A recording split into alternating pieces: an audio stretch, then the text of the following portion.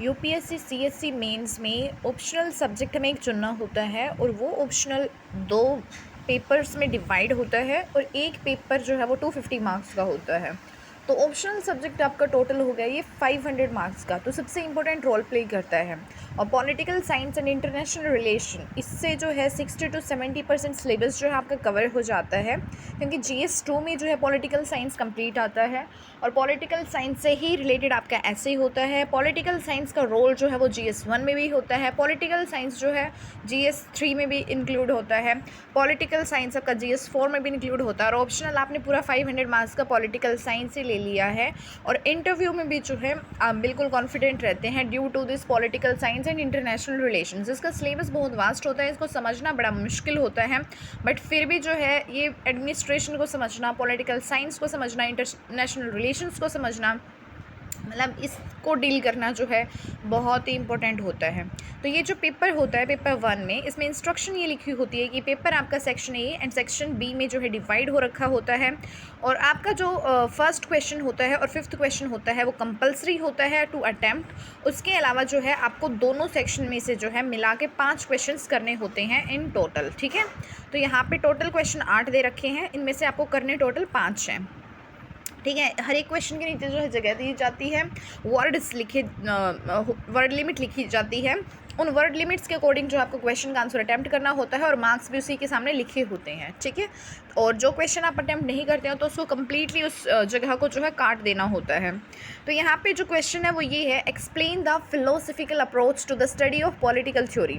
राजनीतिक सिद्धांत के अध्ययन के दार्शनिक उपागम को समझाइए।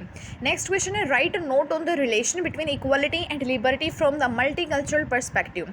बहुसांस्कृतिक प्रेक्ष्य में समानता तथा उदारवाद के मध्य संबंध पर टिप्पणी लिखिए। नेक्स्ट है, explain the Macpherson view on power. शक्ति पर मैकफर्सन के दृष्टिकोण को समझाइए। आगे है, mention the difference between the Italian and German brands of fascism. इतालवी और जर्मन ब्रांड के फासीवाद के बीच में अंतर का उल्लेख कीजिए। नेक्स्ट है, explain briefly the allied theory of democracy. लोकतंत्र के अभिजन सिद्धांत को संक्षेप में समझाइए। नेक्स्ट है, what is the Marxist and liberal approach towards the state, on what grounds the theoretical differences between them are premised, explain. राज्य का मार्क्सवादी एवं उदारवादी परिप्रेक्ष्य क्या है, दोनों के बीच के सैद्धांतिक अंतर किन आधारों पर स्थापित है, व्याख्या कीजिए। Karl Popper presents a defence of the open society against its enemies, elaborate. Karl Popper खुले समाज के अपने दुश्मन के खिलाफ एक बचाव प्रस्तुत करते हैं, विस्तार से बताइए। Explain how Rawls used the liberal and egalitarian perspective to develop his concept of distributive justice. Rawls ने अपनी वितरणात्मक न्याय की अवधारणा के विकास में उदारवादी और समतावादी दृष्टिकोण का किस प्रकार उपयोग किया है, वर्णन कीजिए। Provide a comparative analysis of behavioural and institutional approach to the study of political theory. राजनीतिक सिद्धांत के अध्ययन के व्यवहारवादी और संस्थावादी उपागम का तुलनात्मक विश्लेषण कीजिए। State does the greatest harm to mankind by destroying individuality which lies at the root of our progress, Mahatma Gandhi, elucidate. राज्य ने व्यक्तिगता का अंत करके मानव सभ्यता की गंभीर हानि की है जो कि हर विकास का आधार है, महात्मा गांधी ने कहा है, स्पष्ट कीजिए। नेक्स्ट क्वेश्चन है, explain how the slogan the personal is political addresses the issue of women's oppression and discrimination. व्यक्तिगत ही राजनीतिक है, यह नारा किस प्रकार से महिलाओं के शोषण और भेदभाव को संसूचित करता है, वर्णन कीजिए। नेक्स्ट है, the foundational base of western democracy has been shaped by Locke's idea of constitutionalism, freedom and property, elucidate. Locke की संविधानवाद, स्वतंत्रता एवं संपत्ति के अवधारणा से पश्चिमी लोकतंत्र को आकार दिया गया है, वर्णन कीजिए। Hannah Arendt analyzed a few categories of Vita Activa, explain। Hannah Arendt ने वीटा एक्टिवा की कुछ श्रेणियों का विश्लेषण किया था, स्पष्ट कीजिए। Do you think that legitimacy acquired by consent or manufactured by indoctrination is an essential element in maintenance of political rule? Justify your answer with relevant examples। क्या आप मानते हैं कि सहमति से प्राप्त वैधता अथवा मतारोपण से निर्मित वैधता राजनीतिक शासन को बनाए रखने के लिए एक आवश्यक तत्व है? अपने उत्तर को उपयुक्त उदाहरणों के द्वारा स्पष्ट कीजिए। नेक्स्ट क्वेश्चन है, explain briefly the role of peasant movements after 1857 and before independence. 1857 के पश्चात और स्वतंत्रता से पहले के किसान आंदोलनों को संक्षिप्त में समझाइए। नेक्स्ट क्वेश्चन है write a note on the Dalit perspective of Indian national movement, भारतीय राष्ट्रीय आंदोलन के दलित परिप्रेक्ष्य पर टिप्पणी लिखिए। नेक्स्ट क्वेश्चन है land reforms programs led to some constitutional amendments comment, भूमि सुधार कार्यक्रमों के कारण कुछ संवैधानिक संशोधन हुए हैं, टिप्पणी लिखिए। नेक्स्ट क्वेश्चन है delineate the key factors that have shaped the evolving political landscape in Jammu and Kashmir post 2019, 2019 के बाद जम्मू और कश्मीर में बदलते राजनीतिक परिदृश्य को प्रभावित करने वाले प्रमुख कारकों को रेखांकित कीजिए।